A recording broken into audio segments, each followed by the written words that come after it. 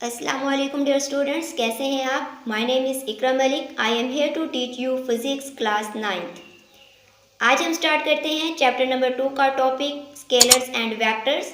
Last lecture में हमने scalars को डिस्कस किया था, इस लेक्चर में हम वेक्टर्स को डिस्कस करते हैं। वेक्टर्स क्या होते हैं? ऐसी क्वांटिटीज़ जिनको डिस्क्राइब्स करने के लिए मैग्नीट्यूड भी रिक्वायर्ड हो और डायरेक्शन भी रिक्वायर्ड हो, तो उन क्वांटिटीज़ को हम कहते हैं वेक्टर क्वांटिटीज़। डेफिनेशन से हम डिस्कस करते हैं। The quantities which describes completely by magnitude and direction are called vector quantity. वो क्वांटिटीज़ जिनको डिस्क्राइब्स करते हैं बाय मैग्नीट्यूड एंड डायरेक्शन, तो उन क्वांटिटीज़ को हम कहते हैं that is vector quantities. Like for example force, velocity, displacement. तो ये वो क्वांटिटीज़ हैं जिनको मैग्नीट्यूड भी रिक्वायर्ड होता है और इनको स्पेसिफिक डायरेक्शन भी रिक्वायर्ड होती है।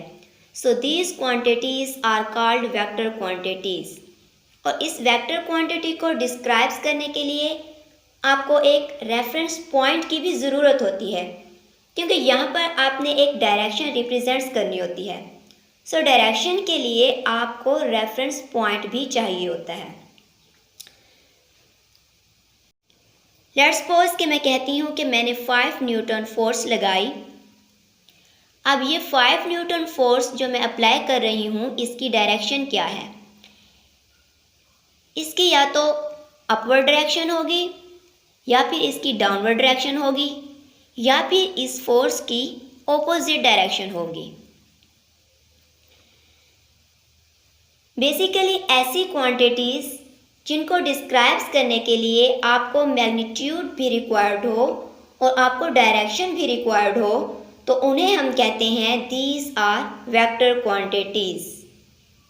सो लाइक फॉर एग्जांपल, जैसे हमारे पास फोर्स है, वेलोसिटी है, डिस्प्लेसमेंट है, तो ये सब क्या है? ये वेक्टर क्वांटिटीज़ हैं।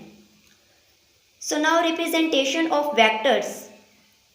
हमने कहा कि ये जो सारी क्वांटिटीज़ हैं like mass, length, time, force, velocity, हम इनको डिवाइड कर दिया स्केलर्स में और वेक्टर्स में।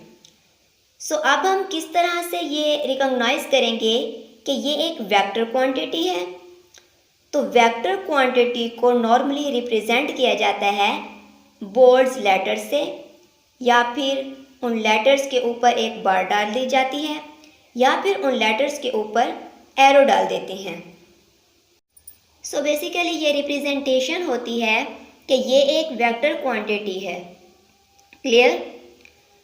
To differentiate a vector from a scalar quantity we generally use bold और बार और एरो। हम बोल्ड लेटर्स का इस्तेमाल करते हैं। Like for example, vector quantity एक फोर्स है, तो मैं फोर्स को बोल्ड लेटर में लिखूंगी लाइक दिस। एक फोर्स लिखती हूँ, उस पर मैं बार डाल देती हूँ। ठीक है, अगर मैं इस फोर्स पे एरो डाल दूँ तो ये भी रिप्रेजेंटेशन है वेक्टर क्वांटिटी की।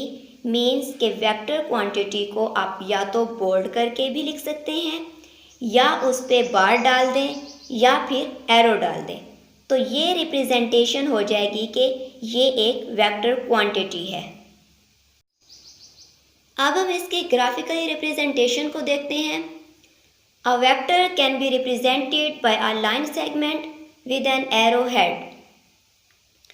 लेट्स सपोज कि एक लाइन सेगमेंट मैंने ड्रॉ किया ए और बी।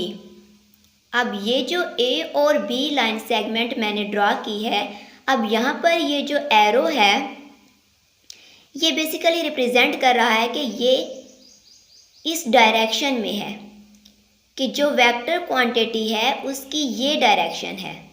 क्लियर? और इसी तरह से इस ए और बी की जो पूरी लेंथ है, लेंथ शो करेगी इसका magnitude. Clear? Length of A B shows magnitude.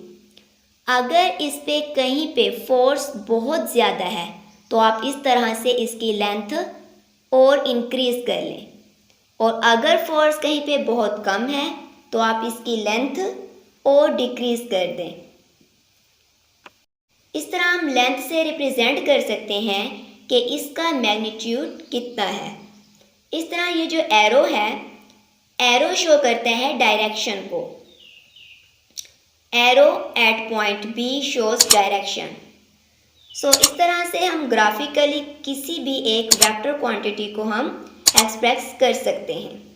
I hope आपको ये लेक्चर समझ आ गया होगा। अपना बहुत सारा ख्याल रखिएगा। Take care. अल्लाह हाफिज़।